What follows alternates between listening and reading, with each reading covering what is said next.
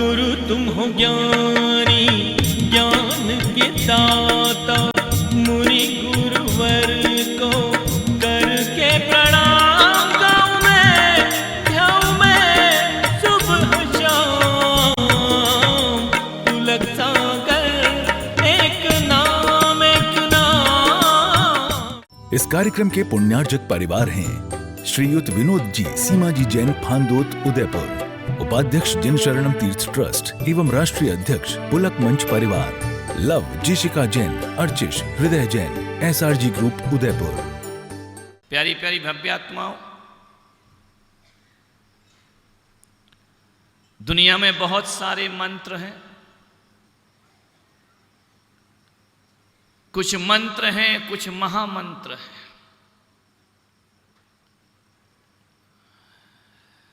उन महामंत्रों में नमोकार महामंत्र है, गायत्री महामंत्र है। मंत्र बहुत होते हैं दुनिया में, लेकिन महामंत्र 2-4 ही हुआ करते हैं। जैन परंपरा नमोकार महामंत्र की आराधना करती है। वैदिक सनातन परंपरा गायत्री मंत्र की साधना करती है। लेकिन मैं आज एक ऐसे मंत्र को लेकर आया हूं आपके सामने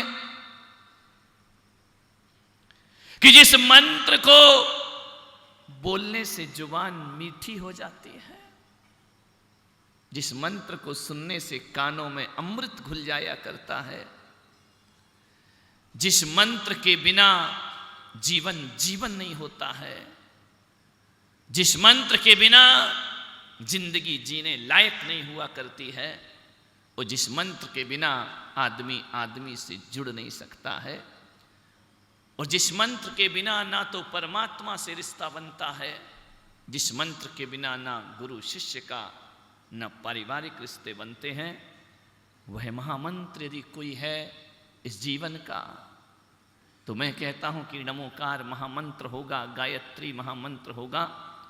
लेकिन इस महामंत्रों में भी कोई बड़ा महामंत्र है, तो प्रेम जीवन का महामंत्र है। प्रेम से बड़ा कोई मंत्र नहीं होता। ये प्रेम के धागे हैं जो खींच करके लोगों को ले आते हैं।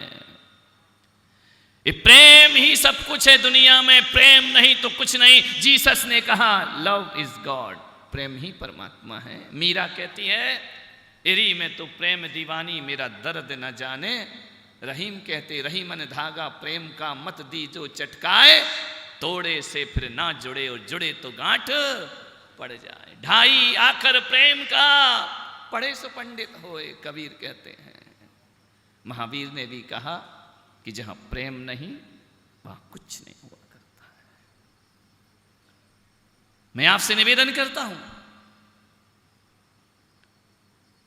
कि जिस घर में प्रेम होता है उस घर में 90 साल का बूढ़ा भी परमात्मा से जीने की दुआ मांगा करता है। और जिस घर में प्रेम नहीं होता ना, वहां 21 साल का जवान भी आत्महत्या करने को तैयार हुआ करता है। दौलत और शोहरत मिले। अभी मैडम ने कहा कि मुझे दौलत शोहरत महल सब उनके बचपन से रहे हैं। प्रेम के लिए वो समाज के बीच में आया करते हैं। प्रेम का दामन कितना बड़ा हो। सारी दुनिया प्रेम के लिए भागी। हम भी तो महावीर के प्रेम में भाग रहे हैं। लोगों ने कहा कपड़े क्यों उतार दिए? हमने कहा उससे प्रेम हो गया। अब कपड़ों की सुध कहां, अब तो जीवन में महावीर ही महावीर दिखाई दिया करते हैं। प्रेम जीवन का बहुत बड़ा मंत्र होता है। इस मंत्र को बना करके रखो। मैं कहता हूं कि आपके घर के आंगन में तुलसी का बिरवा हो या ना हो, क्योंकि मैं कहूंगा सब तुलसी के बिरवा लगा लो तो मुसलमान कहेंगे ये तो सनातन परंपरा, हम काय को लगा लें। पेड़ पौधे भी जाति पाति में बट गए, हम करें क्या? रंग बट गए, हरा रंग उनका और लाल रंग हमारा, भगवा हमारा। यदि हरा रंग उनका है और लाल हमारा है तो सारी सब्जियां तो वही खा जाएंगे। ध्यान रखना, सब हरी हरी हैं, हमें तो टमाटर ही मिलेगा ले दे के। ध्यान रखना, हमें कुछ नहीं मिलने वाला है। लेकिन वसुंधरा जैसी मैडम हो ना, तो वहाँ लाल हरा कुछ नहीं होता है। ध्यान रखिए, वो ना टमाटर पे ध्यान देती हैं ना सब्जियों पे ध्यान देती हैं। हम तो वो लोग हैं जो तरबूज पे ध्यान देते हैं, बाहर से हरे और भीतर से लाल हुआ करते हैं। ध्यान रखिए, विचार करना है, आपको सोचना है कितना बट गया इंसान। यदि मैं कहूं कि हर घर में तुलसी का बिरवा होना चाहिए, जैन नहीं लगाएंगे, बौद्ध नहीं लगाएंगे, ईसाई नहीं लगाएंगे। मैं कह रहा हूं, अभी कहा ना बहुत बरसात हो रही है पूरे राजस्थान में, ये वाला क्षेत्र नहीं बरस रहा है। हम दोनों की सेटिंग है, जब तक मैं बरस रहा हूं वो नहीं बरसेगा, जब वो बरसेगा तो मैं नहीं बरसूंगा। ध्यान रखना, ऊपर वाला बरसता है तो बाहर से भीगते हैं, और जब मैं बरसता हूं तो लोग भीतर से भीग जाया करते हैं। ध्यान रखिए, वहां बरसा है तो फसल आएगी, और यहां बरसे हैं तो परमात्मा का आशीर्वाद प्राप्त होगा। प्रेम का ध्यान रखना। तुलसी का बिरवा हर कोई नहीं लगाता है, उसको सांप्रदायिकता बता देते हैं, समझ नहीं आता है। लेकिन मैं पुलक सागर आज धर्म सभा में एक राजस्थान के यशस्वी व्यक्तित्व के सामने, जहां जहां पानी बरसता है पौधे लगाए जाते हैं, आज मैं एक पौधा दे रहा हूं आप सबके लिए। जैसे हिंदू भी लगाएगा, मुसलमान भी लगाएगा, ईसाई भी लगाएगा, सिख भी लगाएगा, जैन भी लगाएगा, वो जो नहीं लगाएगा उसका घर नरक में परिवर्तित हो जाएगा। ध्यान रखिए, वो पौधा यदि कोई है तो अपने घर के आंगन में एक प्रेम का पौधा लगा करके रखिए मेरे भाई। लेकिन प्रेम के पौधे में समर्पण का जल डालते रहना। गंगा जल डालो या ना डालो, समर्पण का जल उसमें डालते रहना। ये पौधा कभी सूख ना पाए। मैंने मैडम को क्यों बोला कि आप आए, सूचना क्यों दी? क्योंकि कहा है ना कि पौधे लगाकर यदि छोड़ दो, पानी ना दो तो पौधा सूख जाता है। तो मैंने लगाया पौधा, पानी तो देना ही पड़ेगा, तब ये हरा और भरा रहेगा, सदैव हरा भर। इसीलिए तो आज हरी साड़ी है। ध्यान रखना, मान्यवर हरे भरे रहना है अपने को, मान सोचना है। प्रेम का पौधा लगाओ। मुसलमान भी लगा सकता है, हिंदू भी लगा सकता है, जैन भी लगा सकता है। मैं तो कहता हूं कि जीवन में समस्याएं बहुत आएंगी, हर मुसीबत का हल मोहब्बत से मिला करता है। ध्यान रखना, नफरत से मुसीबतों का हल नहीं हुआ करता है, मोहब्बत से मुसीबतों का हल होता है। और यदि मोहब्बत ना होती तो बल्लू को कोई लड़का कहता कि हमारी मुख्यमंत्री तो वसुंधरा राजे सिंधिया है। क्यों? मोहब्बत, दिलों में मोहब्बत है, दिलों में राज करो। मैंने कहा था ना, मृत्यु से बचना है तो दिलों में रहना सीख लो, मरकर भी अमर हो जाओगे। ध्यान रखना है, आपसे निवेदन है। क्यों इंतजार करते हैं लोग? मुसलमान इंतजार करते हैं ईद का, जब ईद आएगी तो गले मिलेंगे। हिंदू इंतजार करता है दिवाली का, जब दिवाली आएगी तो गले मिल लेंगे। जैन याद करते हैं संवत्सरी का, इंतजार करते हैं पर्युषण आएगा, क्षमावाणी आएगी, मिच्छामी दुक्कड़म कहेंगे और गले मिल जाएंगे। मैंने कहा पागल हो गए हो? रोज गले मिलो, रोज अपने घर में, अपने परिवार में दिल से दिल मिलाने का प्रयास करिए। यदि रोज गले मिलोगे तो साल भर इंतजार करना नहीं पड़ेगा। सुबह ईद होगी, दोपहर होली होगी, शाम दिवाली होगी। ध्यान रखिए, मिल बैठ करके जीने का प्रयास करिए। अच्छे से रहो घर में, लड़ाई झगड़े मत करो, विवाद मत करो, प्रेम से रहना सीखो। लेकिन आदमी प्रेम करना भूल गया। मैडम, मेरा बिहार हो रहा था दिल्ली से, सुबह सुबह मैंने देखा कि एक महिला कुत्ते के बच्चे को गोद में लेके चल रही। उनका गजब कर दिया, बाहरे इसका वात्सल्य, यहां तक तो ठीक था। फिर क्या देखा, उसके बच्चे को एक नौकर लेके चल रहा है। मैंने कहा इंसानियत की हद कर दी इन्होंने तो। मैंने कहा ये नजारा क्या है कि कुत्ते के बच्चे को तुम लेके चल रही हो और तुम्हारे बच्चे को नौकर लेकर चल रहा है। तुम्हें अपना बच्चा उठाने में शर्म महसूस होती है, तुम्हें लगता है हमारी एज ज्यादा दिखेगी, हम बैकवर्ड के हो जाएंगे। मैं आपसे निवेदन करता हूं, मैं ये नहीं कह रहा हूं कि कुत्ते के बच्चे को गोद में मत लो, मैं ये कह रहा हूं इंसान के बच्चे को लात मत मारो मेरे भाई, इंसान के बच्चे को मत दुत्कारिए, इंसान का बच्चा भी हमारा ही है। मैं आपसे निवेदन कर रहा हूं, एक महाराज ने मुझसे पूछा, महाराज ये महिला कुत्ते के बच्चे को गोद में लेके क्यों घूम रही है? मैंने कहा मुझे तो ज़्यादा कुछ आता नहीं है, इतनी सोच सकता हूँ, या तो ये पिछले जन्म में इसकी,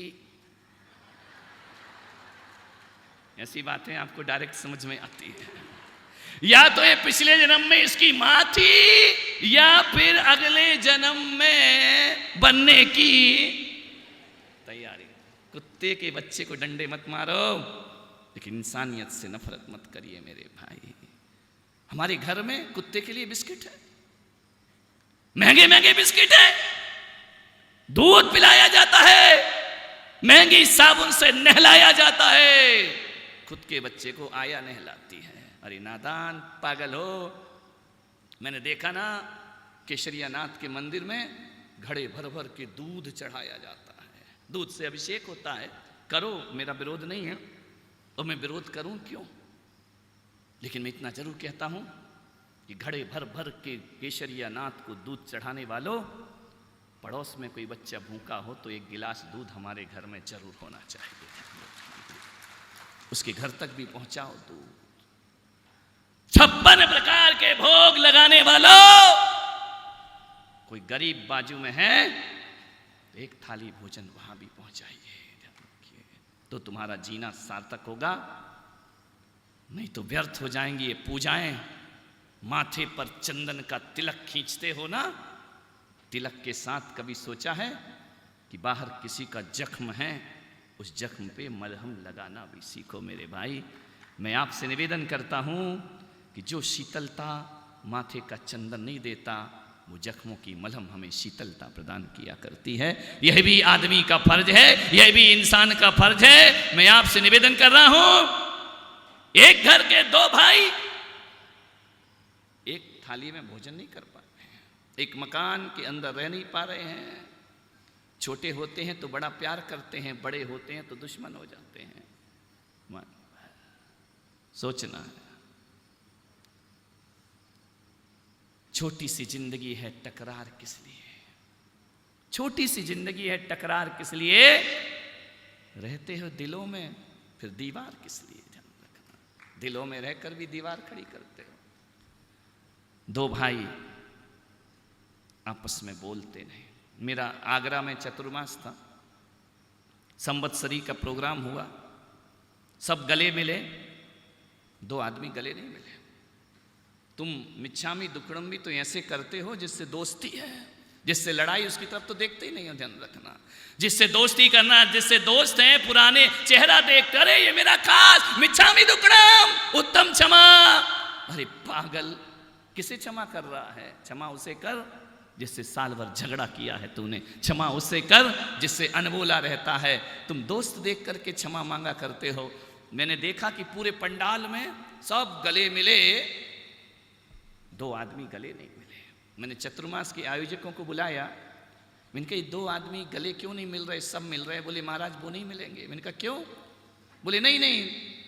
मैंने कहा मैं मिलवाऊंगा। बोले नहीं, तुम्हारे जैसे लाखों आए, कोई नहीं मिला। कितने साधु आए, चले गए, ये 2 गले नहीं। मैंने कहा पूरा आगरा गले मिल रहा है, ये 2 भाई गले क्यों नहीं मिल रहे? बोले नहीं मिलेंगे महाराज। मैंने कहा क्यों? बोले क्योंकि ये सगे भाई।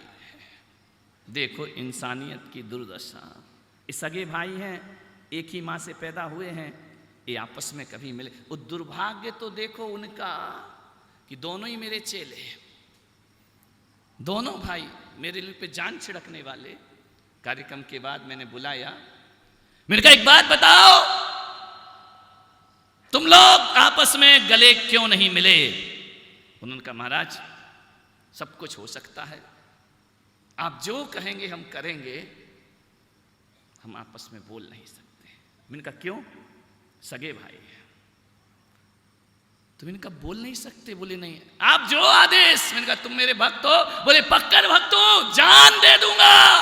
अरे मैंने कहा मेरे देश को और पुलक सागर को जान देने वालों की जरूरत नहीं, देश के लिए जिंदा रहने वालों की जरूरत है। जान देना कौन सी बड़ी बात होती है?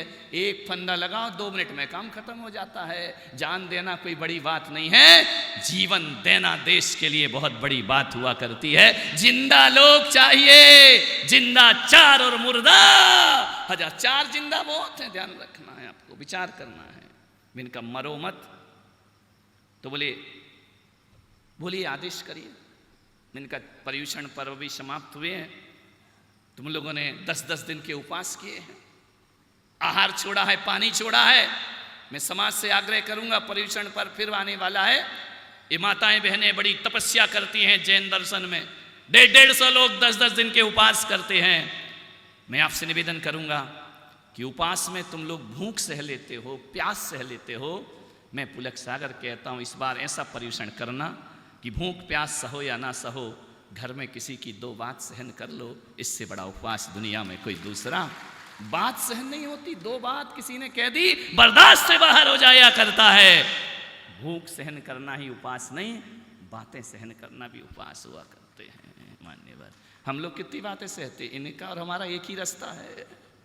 बस इनका काम जन कल्याण है और हमारा काम आत्म कल्याण है। रास्ते तो वही हैं। जैसे हम लोग पब्लिक में आ जाते हैं, प्राइवेट लाइफ खत्म हो जाती है और पब्लिक लाइफ प्रारंभ हो जाया करती। राजा संत ये पब्लिक प्रॉपर्टी होते हैं, ये प्राइवेट प्रॉपर्टी नहीं हुआ करते हैं। बहुत कुछ सुनने मिलता है, सुनते रहो, आगे बढ़ते रहो। ध्यान रखिए, मैंने कहा एक काम करो, पर्युषण पर्व समाप्त हुआ है, तुम जाओ अपने भाई के पास। बोले सॉरी नहीं बोलूंगा।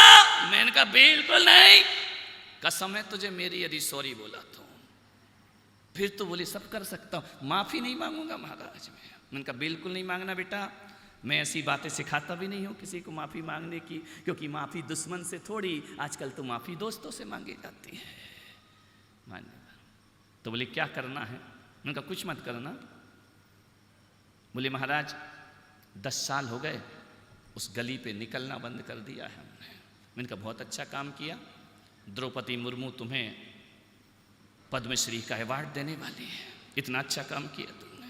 मैं अपील करूंगा कि मैडम से भी कहूंगा कि ऐसे लोगों को पद्मश्री दो जो भाई भाई से नहीं बोला करते, कितना बड़ा काम कर रहे हैं। बोले महाराज कुछ भी हो, मैं माफी नहीं मांगू। मैंने कहा एक काम कर, तू जा अपने भाई से कहना भाई 10 साल बहुत हो गए। इस कार्यक्रम के पुण्यार्जक परिवार हैं श्रीयुत विनोद जी सीमाजी जैन फांदोत उदयपुर, उपाध्यक्ष जिन शरणम तीर्थ ट्रस्ट एवं राष्ट्रीय अध्यक्ष पुलक मंच परिवार, लव जिशिका जैन, अर्चिश हृदय जैन, SRG ग्रुप उदयपुर। गुरु तुम हो ज्ञानी, ज्ञान के दाता, मुनि गुरुवर को करके प्रणाम गाऊं मैं सुबह शाम। पुलक सागर